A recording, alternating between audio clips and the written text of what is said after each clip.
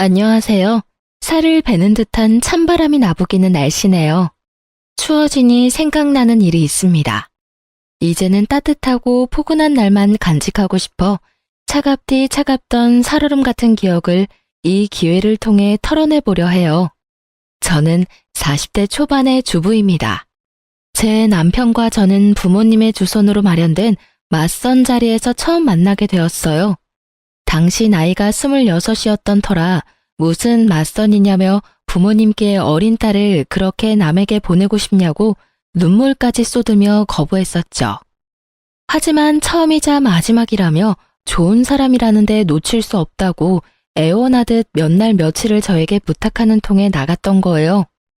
그런데 민망하게도 그때 처음 본 남편과 눈이 맞아버렸고 짧은 연애를 마치고 결혼까지 하게 됐어요. 제 남편은 성인이 되자마자 사업을 시작했고 많은 사업을 하면서 시행착오를 겪었어요. 그로 인해 얻은 노하우로 결혼 직전에 시작한 사업이 대박을 쳤어요. 꼭 결혼 전에 일을 벌려야겠냐는 만류에도 흔들리지 않더니 그 고집으로 성공의 쾌거를 맞이하게 된 거죠. 그 덕에 신혼 때부터 알뜰살뜰 살아본 적이 없어요. 사고 싶은 건 사고 먹고 싶은 건 먹으면서 남부럽지 않은 넉넉한 살림을 꾸리며 지냈거든요. 거기다 남편은 자신의 이상형이 현모양처라며 저더러 바깥일할 생각 말고 안사람으로서 내조만 잘해주면 좋겠다고 하기에 결혼한 후로는 일까지 그만두고 아내의 역할에만 전념하며 가족을 챙겼어요. 평범함의 표준인 친정과 달리 시댁은 경제적으로 여유가 있어 금전적으로 시댁을 신경 쓸 일도 전혀 없었어요. 오죽하면 필요한 게 없으니 생일 선물도 짐이라며 하지 말라고 하실 정도였다니까요. 되려 시부모님이나 남편이나 자기들 말고 친정의 용돈이라도 더 챙겨드리고 좋은 게 있으면 항상 친정 먼저 챙기라고 하셨어요. 어머님, 제가 얼마 전에 백화점 갔다가 너무 예뻐서 어머님께 딱 어울릴 것 같아 하나 사봤어요. 지나칠래도 눈에 밟혀서 그냥 올 수가 있어야죠. 아유, 뭘 이런 걸 사와. 그 돈이면 네가 필요한 거나 하나 더 사지. 참, 나 줄 게 아니라 사돈댁한테 잘 어울리겠네. 사돈댁한테 선물해줘. 하지만 이건 어머님 생각하면서 산 건데 어떻게 저희 엄마한테 드려요. 이번만 받아주세요. 네? 내가 우리 며느리 성의 봐서 이번만 받는 거야.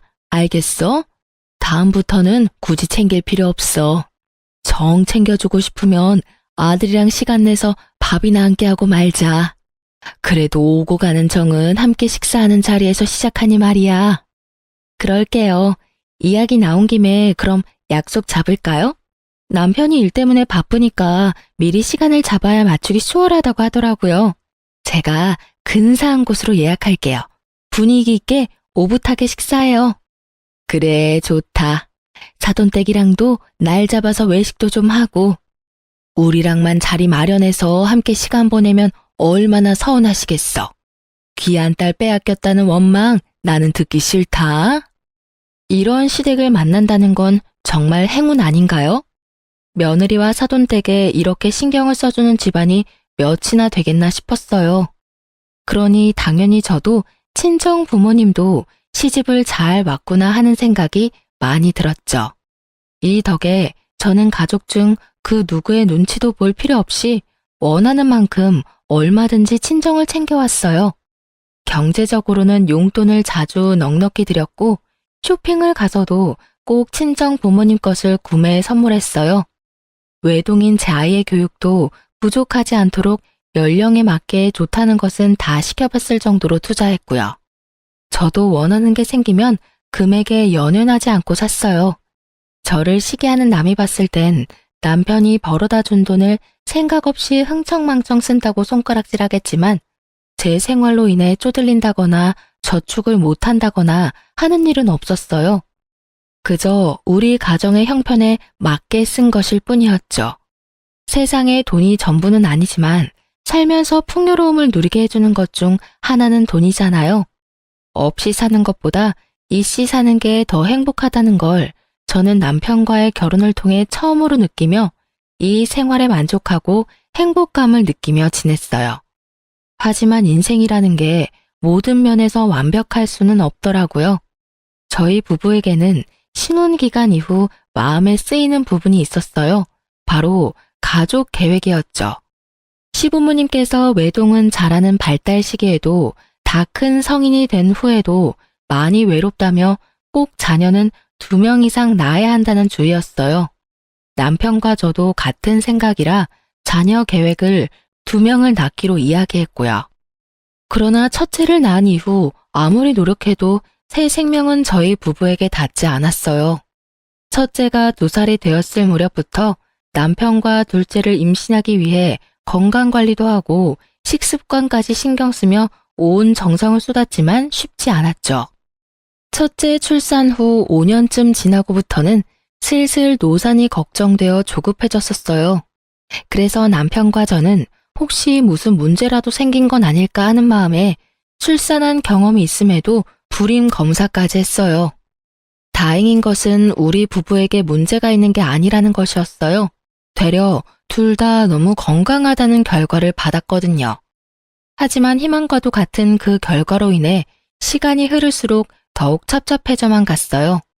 그렇게 한 해 두 해 시간이 흐르다 보니 첫째 아이가 8살이 다 되었고 그때까지도 임신 소식은 없었어요. 결국 결혼한 지 10년 가까이 되어가니 둘째 임신이 되지 않는 것이 전부 제 탓으로 돌아오기 시작했습니다.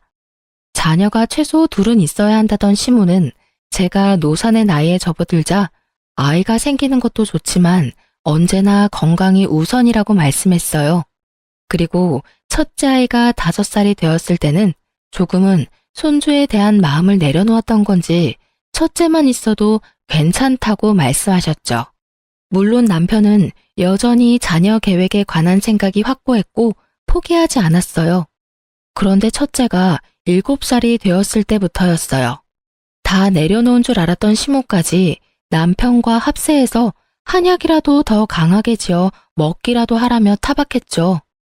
예, 내가 정말 이런 말까진 안 하려고 했는데 해도 너무한 것 아니니? 어떻게 된 게 사지 멀쩡하다면서 이렇게까지 임신이 안 될 수 있어? 너 한약 지어 먹으랬더니 임신하기 싫어서 임신 안 되는 약 지어 먹고 있는 것 아니야? 그러지 않고서는 이럴 수 없지. 긴 세월 기도한 성의를 봐서라도 삼신할미가 점지를 해줬을 거라고. 어머님, 그게 무슨 말씀이세요? 제가 얼마나 간절하게 바라고 있는 줄 아시잖아요. 그래서 매번 친정엄마와 함께 한의원 가서 약 지어와 꼬박꼬박 챙겨 먹고 있고요. 사돈이 지어준 게 얼마나 효과가 있겠니? 그 싸구려 동네에 허름한 한의원이나 가서 지을 게 뻔한데. 돈 신경 안 쓰고 좋은 한의원 가서 좋은 약을 써야 효과가 있지. 평범하기 짝이 없는 남들도 다 먹는 약 지어준 게 뭐 대단한 거라고 그걸 먹으면서 버티고 있어?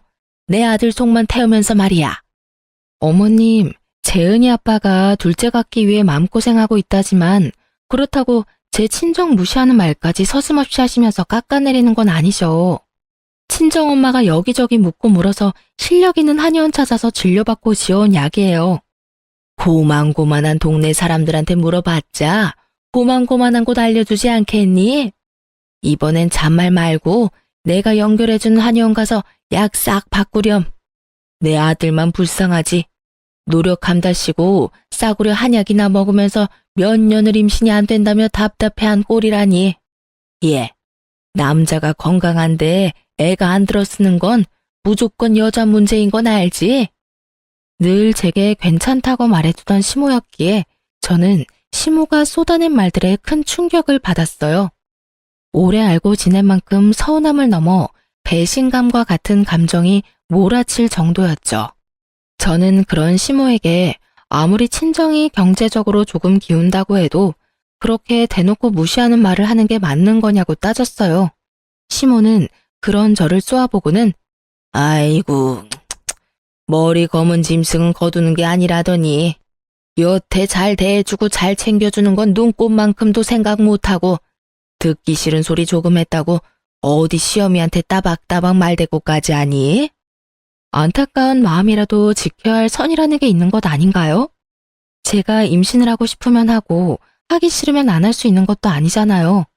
저는 이날 처음으로 돈이 사람을 만든다는 말을 뼈저리게 느꼈습니다.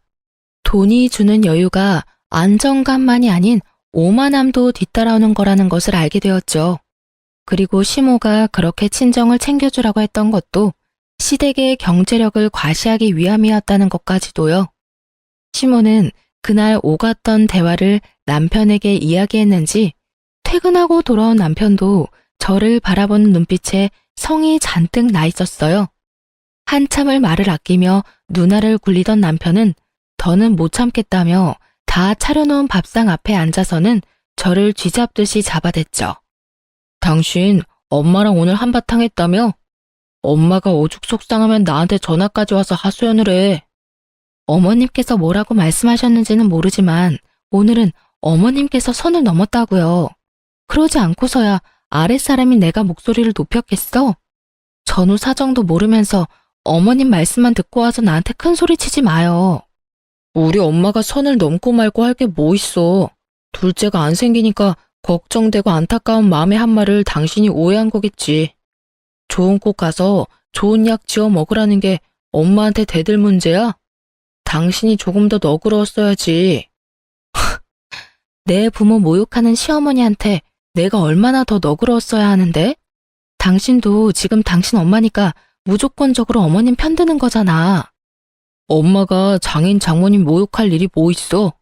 매번 당신한테도 나한테도 본인들 챙기지 말고 장인어른이랑 장모님 먼저 챙기라는 분이라는 거 알면서 그냥 당신이 수틀렸거나 괜한 자격심 생겨서 대든 거 아니야?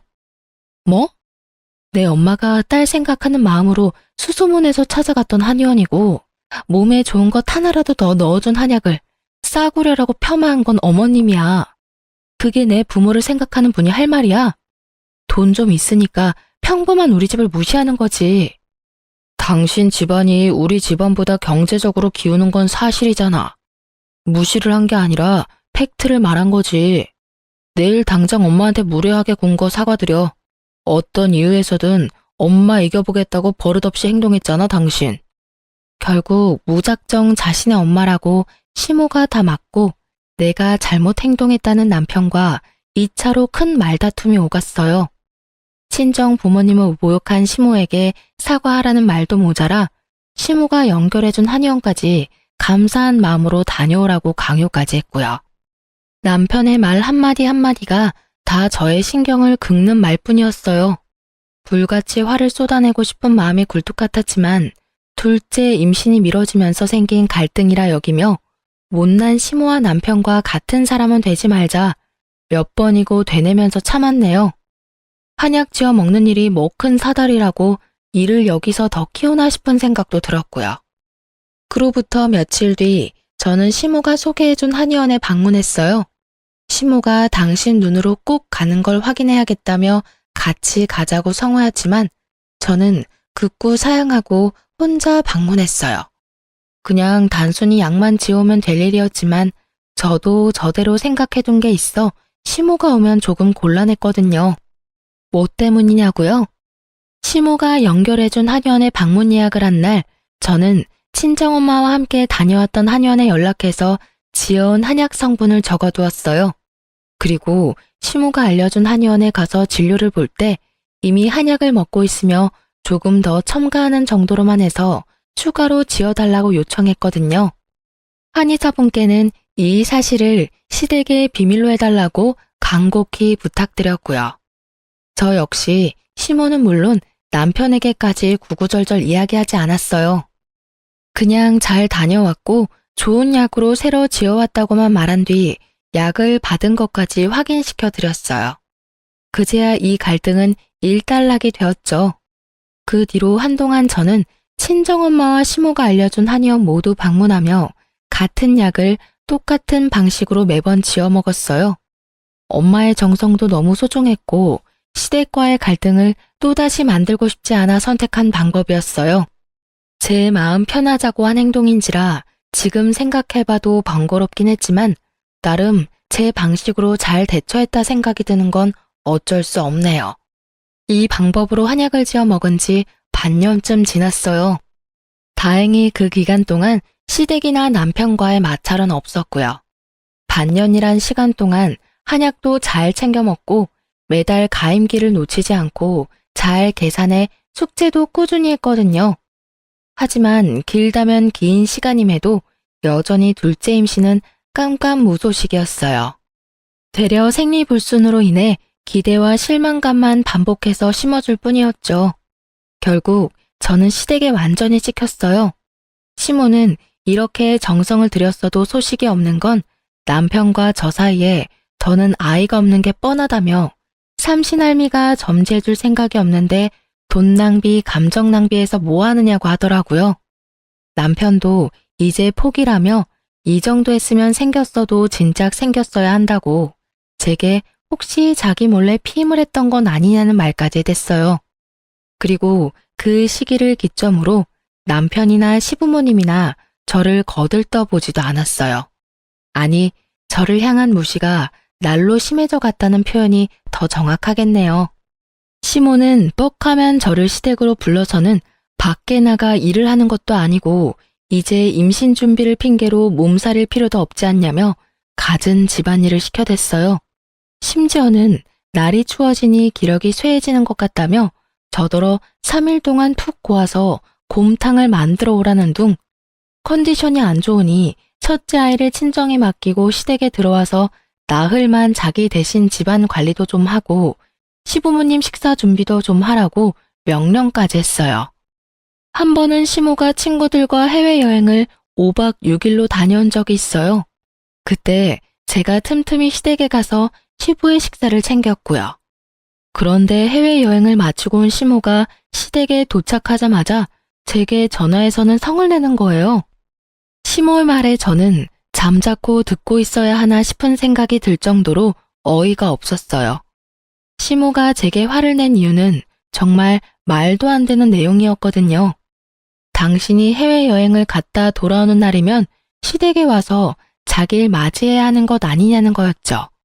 자기가 멀리 다녀왔으니 힘들 걸 생각해 자신의 짐을 정리해줘야 한다면서요.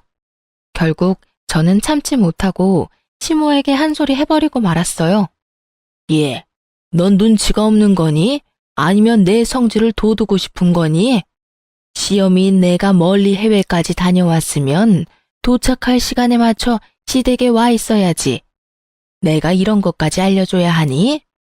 둘째 임신 때문에 금이 아오기 할 땐 몰랐는데 왜 이리 생각이 없는 건지. 어머니, 제가 마중 나간다고 연락드렸을 때는 싫다고 하셨잖아요. 그런데 갑자기 연락 주셔서 왜 화를 내시는 거예요? 네가 공항까지 나오는 게 싫은 거지. 친구들이랑 있는데 임신도 못하는 며느리 뭐가 자랑이라고 부르니? 내가 싫다고 했으면 시댁으로 넘어와 날 기다리고 있어야지. 내가 싫댔다고 와보지도 않아? 이제 어머님 오늘 오시면 힘드실 것 같아 냉장고에 반찬이랑 국 끓여 넣어놨으니 따로 찾아뵙지 않았던 거죠. 괜히 제가 가서 뚝딱거리면 어머니 쉬시는 데만 방해만 되기도 하고요. 얘 봐라. 나 위하는 척 포장하는 것 좀 봐. 네가 반찬이랑 국 끓여 넣어뒀으면서 와서 상 차려줄 생각은 왜 못하니? 그리고 쉬는 거야. 방에 들어가 쉬면 그만인데 그 핑계를 대? 네가 와서 내 짐도 좀 치우고 네 시부모 밥상도 좀 차리고 그럼 좀 좋니? 결혼한 지가 몇 년인데 그런 눈치도 여지가 없어? 어머님, 저희 집이랑 어머님 댁이 걸어가면 닿을 가까운 거리도 아니고요. 제가 왜 어머님 여행 다녀온 짐을 치우러 가야 해요? 저는 지금 어머님 말씀이 이해가 안 되네요. 지금 장난하니? 멀리서 온 시어미 위해서 와서 좀 거들라는 게 뭐가 이해가 안 돼? 하기 싫으니까 말대꾸나 해대고 말이야. 집에서 매일 놀고 먹는 게 입만 살아서는 네 남편이 벌어온 돈으로 호의호식하면서 지내면 시부모인 우리한테 잘해야 할 것 아니야? 어머님, 잘해드리는 것과 종처럼 부리는 건 다른 것 아닌가요? 여행 기간 동안 버스로 1시간씩 오가며 하루에 2번씩 가서 아버님 식사 챙겨드리고도 제가 그런 말을 들어야 하는 이유가 없는 거죠. 저요, 어머님 며느리지 가정부 아니에요. 기다리시던 둘째 손주 품에 안겨드리지 못한 건 너무 죄송스러운 마음이지만 그걸 이유로 함부로 대하지 말아주세요. 저를 대하는 태도가 확연히 변한 시모에게 그간 쌓인 감정을 쏟아냈어요. 물론 또 시모는 남편에게 연락해 고자질했고 남편은 전처럼 또 시모에게 사과하라며 제 말은 들어보려고 하지도 않았어요. 하지만 이번만큼은 굽히지 않았어요. 되려 남편에게 둘째를 포기한 뒤로 시댁 식구 모두 나를 막대하는 걸 언제까지 참아줘야 하냐며 큰 소리를 내버렸어요. 남편은 저더러 여자가 임신도 못하면 쥐 죽은 듯이 살아야지 뭐 잘났다고 목소리를 높이냐더군요. 그 순간 이런 생각이 들더라고요. 남편 같지도 않은 인간한테 뭐 바라는 게 있다고 이렇게 감정 소비를 하고 있는 걸까? 저는 그날 이후 남편과 시모와는 말을 섞지 않았어요.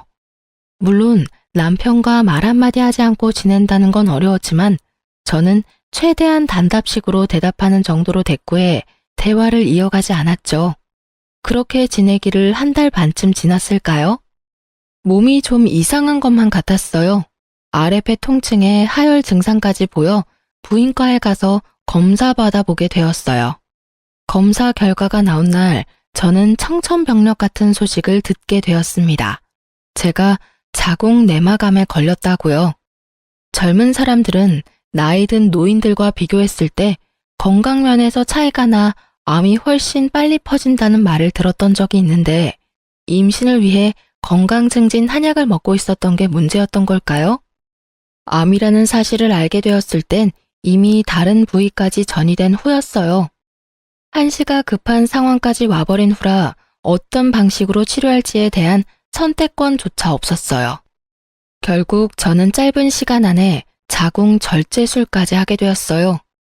다른 암에 비한다면 어쩌면 수술 후 경과도 좋았고 또 생명에 지장도 없었으니 천운이었다 여겼지만 그럼에도 참 힘든 시간을 견뎌야 했죠.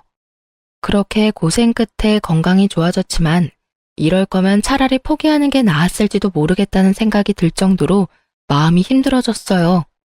수술 후 저는 시댁에서 완전 찬밥 신세가 따로 없었죠. 시댁 식구들은 제게 자궁까지 뗐는데 여자가 맞는 거냐며 남자도 여자도 아닌 몸이 되었다는 모욕에 모멸감을 느껴야 했어요. 심지어 남편까지도 저를 챙겨주기는커녕 시댁 식구들과 한편을 이루어 저의 모든 것을 깎아내리는 부정적인 말들만 쏟아냈어요. 그리고 늘 다 늦은 새벽이 되어서야 집에 들어와서는 정말 잠만 자고 나갔고요. 잘 때마저도 저와 살다는 것도 싫다며 저를 아이 방으로 내쫓고 혼자 안방을 차지하고 잤어요. 시모는 이 상황이 신나기라도 하는지 매일을 제게 찾아와 듣기 거북한 말들만 해댔습니다. 집안에 여자가 잘못 들어오면 3대가 망한다더니 내 아들이 젊은 나이에 여자 같지도 않은 널 평생 데리고 살아야 하는 게 말이 되니? 어머님, 제발 그만 좀 하세요. 남편이 아팠어도 그렇게 말씀하셨을 것 같으세요? 도대체 제가 뭘 그리 잘못했다고 아픈 제게 찾아와서 이러는 건데요. 아픈 게 잘못인가요? 네? 그럼 아픈 게 자랑이니? 건강히 애 낳으라고 비싼 한약까지 따박따박 지어 먹여놨더니 가즈라는 애는 안 갖고 암덩어리를 키운 너를 뭐 예쁘다고 격려한다니? 넌 지금 내 아들한테 소방 맞아도 이상하지가 않다는 건 몰라? 옛날 같았으면 쫓겨나도 골백 번은 쫓겨났어. 그럼 제가 나가기라도 할까요? 예? 그렇게 못마땅하시면 제가 재은이 데리고 나갈게요. 그럼 되는 거죠?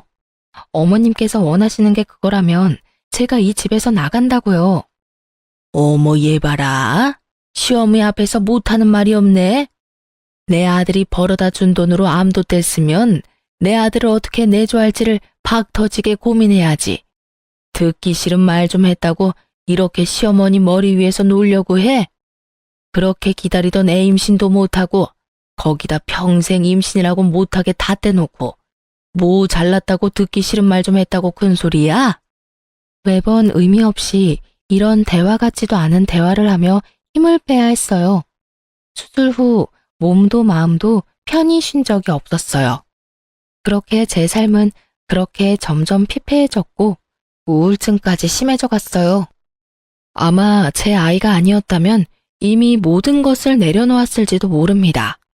암 치료를 한 지 1년이 조금 더 넘었을 때까지도 남편과 시모가 닥달하는 일은 멈추지 않았으니 말이에요. 제 아이가 제가 변하는 모습을 보고 제 속내를 느끼기라도 했는지 시모와 남편이 저를 괴롭히는 걸 직접적으로 본 적도 없는데 어떻게 알았는지 항상 자기 전에 제게 엄마는 나한테 너무 소중한 사람이야. 그러니까 힘내 엄마. 내가 많이 사랑해. 라며 속삭여 주었어요. 아이가 해주는 이 따뜻한 한마디가 제 버팀목이었고 이 아이 덕분에 그 모진 시간을 보내면서도 숨 쉬며 살 수 있었어요. 그런데 시댁과 남편의 멸시를 끝낼 모든 것에 종지부를 찍을 사건이 터지고 말았습니다. 그날따라 남편이 집에 일찍 들어와서는 안 하던 집안일을 돕고 저를 살피는 말들을 해주더군요. 순진하다 못해 멍청했던 저는 바보같이 남편의 그런 행동에 감동했고 마음이 녹았어요. 남편이 이제 우리 가족을 위해 다시 마음을 다잡았나 보다고 생각하면서 말이죠. 하지만 며칠 뒤 남편이 행동을 잠시 고쳐먹었던 그 이유를 알게 되었어요. 딸이 친정에서 자고 오겠다며 유난히도 고집을 부렸던 날이었어요. 친정 부모님께서도 딸의 방문을 눈이 빠져라 기다리고 있었다고 해서 저녁쯤 아이를 친정에 데려다 주고 왔어요. 그런데 딸이 없다는 걸 어떻게 알았는지 남편은 그날 집에 갓 태어난 아기를 품에 안고 집에 들어온 겁니다. 저는 그 아기를 보고 너무 기함했어요. 온몸이 부들부들 떨려 말이 안 나오는 걸 기를 쓰고 입을 움직여 그 아기의 정체를 물었어요. 그런데 남편은 눈 하나 깜짝 안 하고 이렇게 말을 하더군요. 당신은 매번 상황 파악이 느려서 문제야. 딱 보면 몰라. 내 피가 섞인 내 아이. 뭐라고? 당신 지금 뭐라고 말했어? 다시 말해봐. 뭐라고? 성가시게 왜 2번 말하게 해. 내 피가 섞인 내 아이라고. 그러니까 내 집에 데려오지. 아니면 왜 데려왔겠어? 당신 지금 그걸 말이라고 하는 거야? 당장 데리고 나가. 당장.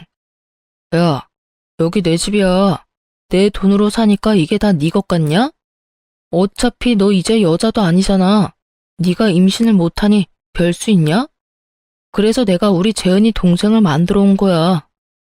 야, 너 진짜 네가 인간이야? 인간이냐고. 재은이 동생? 말 같지도 않은 소리 짓거리지 마. 넌 그냥 멀쩡한 가정 두고 바람핀 인간 쓰레기야, 이 쓰레기 자식아. 말이 심하네. 네가 둘째 임신이 잘 됐으면 내가 밖에서 애를 만들어 왔겠냐? 이게 다 네가 문제라 내가 수습한 거 아니야. 어차피 애 엄마는 애 키울 자신 없다니까 그냥 우리 애로 키우면 그만이야. 이 집에서 식충이처럼 밥이나 축내는 네가 대신 키우면 도움은 되니까 나도 덜 짜증나고 얼마나 좋냐? 나 일 덜 끝나서 나가야 되니까 집에서 애나 잘 봐. 남편은 자기가 번 돈으로 집에서 밥 축내지 말고 남의 여자한테서 낳아온 애를 키우라며 안고 있던 아기를 침대에 누이고는 그대로 집을 나가버렸어요. 제가 아무리 울부짖으며 남편을 불러세워도 들은 척도 하지 않고 말이에요. 저는 부들거리는 손으로 시모에게 연락해 네 귀한 자식이 바깥에서 바람을 피는 것도 모자라 애까지 만들어 왔다고 당장 애를 데리고 가라고 고성을 지르며 난리를 쳤어요. 시모는 제 말이 채 끝나기도 전에 집으로 오겠다며 전화를 끊더군요. 저는 그런 시모가 아무리 못됐어도 사람은 사람인가 보다 싶었지만 그건 제 착각이었어요. 남편보다 더 시모가 악질이라는 사실을 시모가 우리 집에 오자마자 깨닫게 되었거든요. 시모는 현관을 열어주자마자 포르르 안방 침대로 가서는 아기를 보고는 좋아서 어쩔 줄을 몰라 하더군요. 아기가 잠든 후에야 나와서는 제게 하는 말이 가관도 이런 가관이 없었어요. 전화로 하도 난리를 피워서 오긴 왔다만 도대체 뭐가 문제라고 이 난리니? 네가 네 아들이랑 살면서 그동안 쓴 돈을 좀 생각해봐라. 결혼하고 지금껏 네 친정에 쏟아부은 돈이며 네가 쓴 돈까지 전부 갚으며 산다고 생각하면 되는 것 아니니? 그게 말이 된다고 생각하세요? 바람핀 것도 모자라 남의 여자가 낳은 아이를 제가 도대체 왜 키워야 하는데요? 어머님도 재은 아빠도 진짜 사람도 아니네요. 양심이라는 게 없어요? 지금 그걸 말이라고 짓거리시냐고요. 예, 목소리 낮춰. 우리 둘째 깨면 어쩌려고 이래? 네가 내 아들 돈 쓰며 편하게 지냈으면 너야말로 양심 있으면 입 닫고 조용히 애나 키우며 살렴. 이혼당하고 싶은 거 아니라면 말이야. 제가 왜 제 애도 아닌 아이를 키워요? 제가 머리에 총 맞았어요?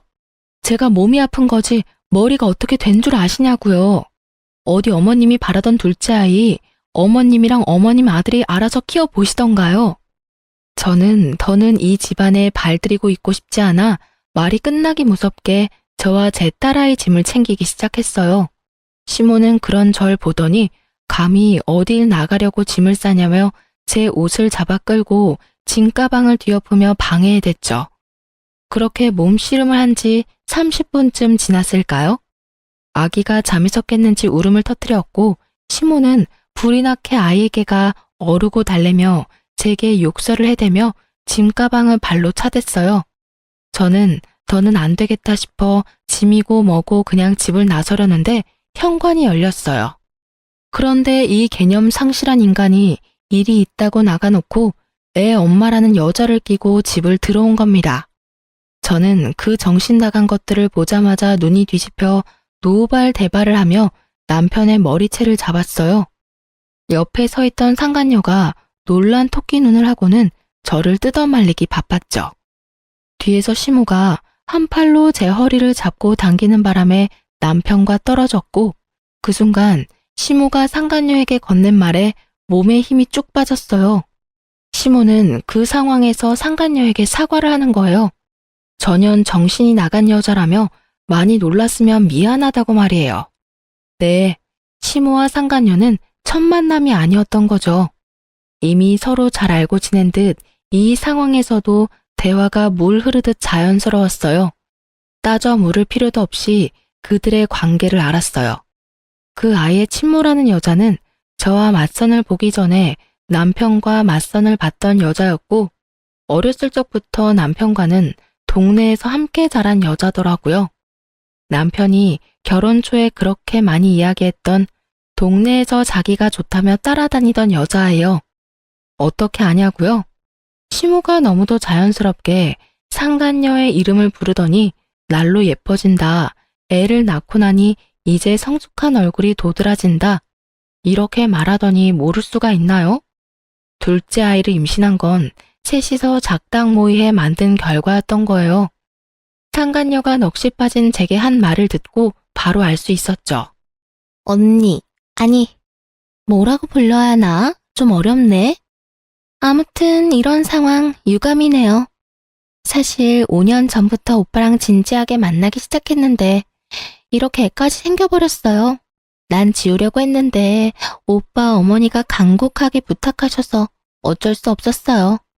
언니는 애도 못 낳게 되셨다면서요? 그냥 언니 애라고 생각하고 잘 키워주세요. 엄마라고 애 찾을 일은 없을 거니깐요. 넌 뭘 그런 걸 다 설명하고 있어. 그냥 조용히 우리 애나 잘 키워줄 가정부라 생각하면 그뿐인걸. 그래, 저 정신 나간 것이 지금은 저래도 이미 돈 쓰는 맛을 알아서 좀 지나면 입 다물고 애나 돌보면서 살 것 뻔한데 구구절절 입 아프게 설명할 필요 없다. 그거 말곤 쓰임도 없는데 양심 있으면 좀 난리치다 말아야지.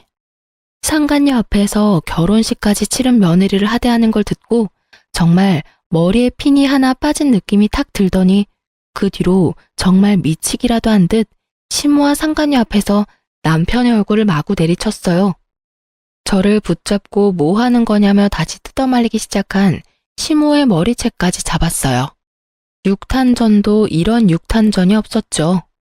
시모와의 육탄전은 남편과 상간녀가 뜯어말려 간신히 떨어졌고 저는 산발머리를 한 채로 안방으로 가 남편의 짐을 대충 가방에 우겨놓고는 복도에 집어던져버렸어요. 그리고 이 집에서 당장 나가지 않으면 경찰을 부르겠다며 고성을 쳤죠. 그러니 남편이 기가 찬다는 표정을 하고는 자기 집이라며 나갈 거면 저더러 나가라고 남편도 소리를 치며 억지를 부리더라고요. 그런데 시끄러운 소리에 옆집 사는 이웃이 나와 자꾸 저희 집을 기웃대기 시작하더니 그제야 눈치가 좀 보였는지 남편은 저를 향해 재수가 없다며 침을 찍 뱉고는 내일 다시 얘기하자며 아기와 불륜녀, 시모까지 모두 데리고 돌아갔어요. 그날 저는 인생에 처음으로 포효하며 눈물을 쏟아냈습니다. 사실 남편이 생각보다 순순히 집을 나간 이유가 있어요. 옆집 이웃의 눈치도 보였겠지만 우리 집은 결혼할 때 친정 부모님이 기죽지 말라면서 모은 돈을 탈탈 털어해준 집이었어요. 처음 신혼집을 알아볼 때 남편은 돈을 더 보태 더 좋은 집에서 살자고 했었지만 제가 극구 반대했어요.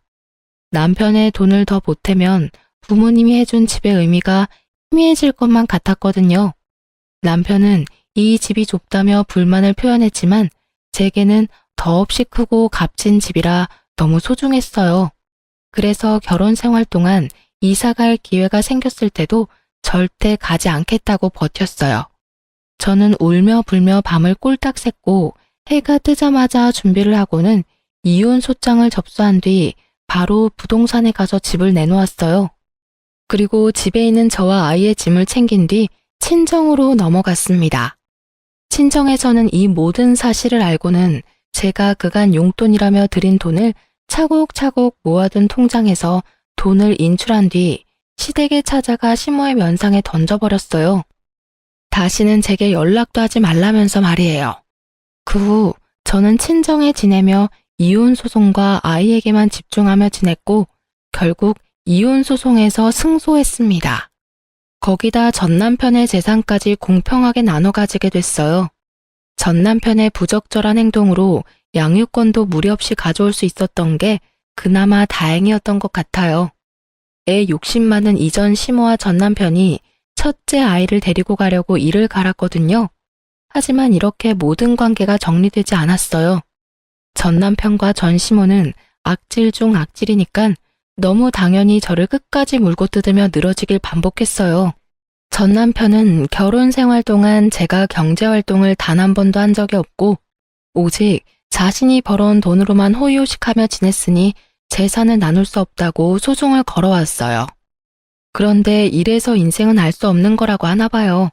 전 남편이 건 소송에서 되려 전 남편이 찍소리도 못하는 상황이 생겼으니 말이에요. 재산을 나누지 않는 대신 제가 주부로서 긴 세월을 가정 속에서 희생한 노동의 값을 지불할 수 있겠느냐고 판사가 물었어요. 그러면서 바깥에 나가 돈을 번다는 명목으로 집안을 돌보지 않은 남편에 대한 태도를 책망했어요. 그 덕에 저는 이혼 위자료의 전 남편의 재산까지 이혼하면서 챙길 수 있는 것은 모두 챙긴 뒤 이혼을 마칠 수 있었습니다. 하지만 이걸로 그간 제가 당한 수모가 사라지겠어요?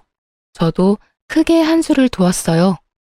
전 남편이 운영하던 잘 나가는 사업을 망하게 만들었답니다. 어떻게 그럴 수 있는지 궁금하시죠? 실은 친오빠가 전 남편과 선후배 사이입니다. 맞선도 부모님께 친오빠가 전 남편을 소개해서 자리를 마련하게 된 거고요. 결혼 후 제가 아프기 전까지만 해도 제가 이전 시댁과 전 남편에게 당한 무시를 그 누구에게도 말한 적이 없기에 전 남편과 친오빠의 사이는 좋은 편이었어요. 그래서 이전에 친오빠가 몇 번이고 전 남편의 사업에 투자를 했었죠. 그런데 전 남편의 부적절한 태도를 친오빠에게 모두 알렸어요. 그리고 오빠에게 부탁했죠. 전 남편의 사업에 투자했던 투자금을 회수해달라고요. 친오빠는 이 사실을 알자마자 투자금 전액을 회수했어요. 전 남편은 끝까지 뻔뻔했어요. 저와 우리 가족을 찾아와서는 사업이 망해 다 죽게 생겼다며 자기를 한 번만 살려달라 구걸하더라고요. 이전 시모까지 어떻게 알았는지 찾아와서는 회수했던 투자금을 다시 투자해 주라고 하고요. 그런데 애원하는 사람이 맞나 싶을 만큼 뻔뻔하게 요구해댔어요.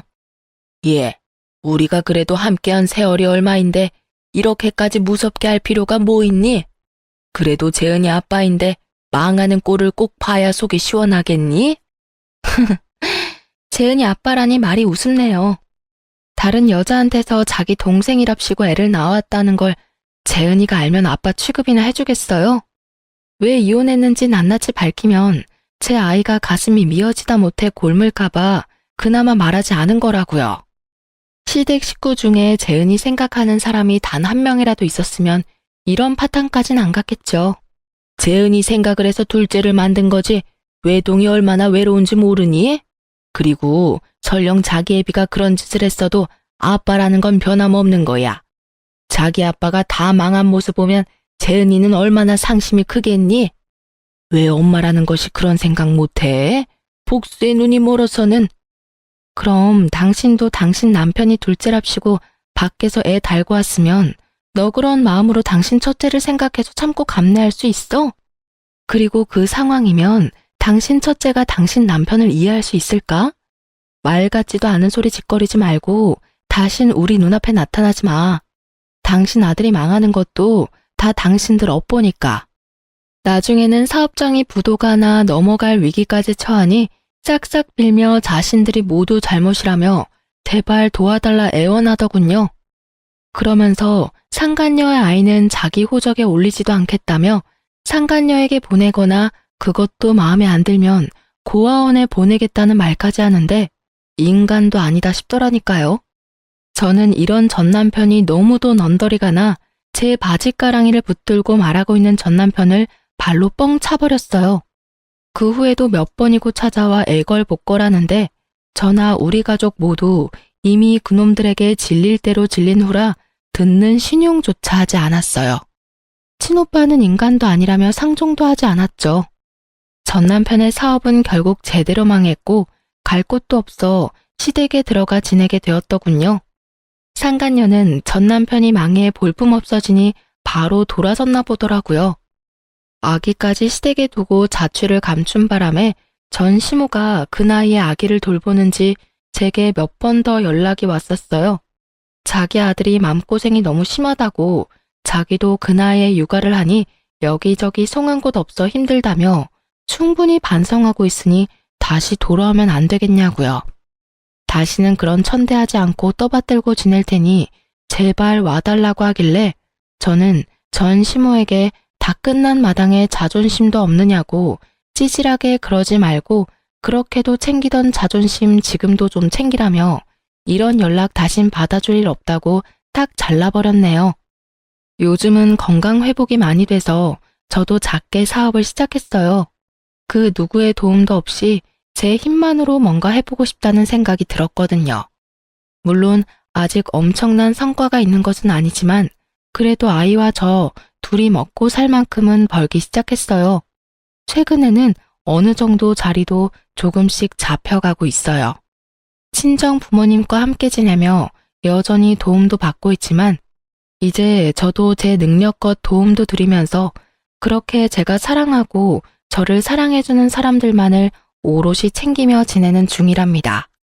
이 일을 겪은 후 느낀 것이 참 많은데 그 중에도 하나 꼽아보자면 우리에게 주어진 인생 속에서 사랑을 주기만도 부족한 시간이라는 것인데요. 그래서 사랑만 하며 지내기도 부족한 제 인생 시간을 미움, 원망이라는 감정으로 채우기에는 너무 아깝다는 걸 느꼈어요. 그래서 지금 평범한 생활을 하면서 느끼는 이 소소한 행복과 기쁨들로 제 하루를 정돈하려고 노력 중입니다. 여전히 제게 시리도록 차가운 기억을 남긴 그 시간들 속에는 증오라는 감정이 서려 있을지 모르지만 그때에 머물러 있기보단 앞으로 채우며 살아가는 저 자신이 될 수 있도록 언제나 기도하고 응원하며 지내고 있어요. 그러니 제 사연을 들어주시는 많은 분께서도 속 시원히 막말도 대차게 한번 해주시면서 그저 재미난 이야기라고 기억해 주시면 감사하겠습니다. 소소한 행복이 가득한 날 되시길 바라며 마칩니다. 감사합니다.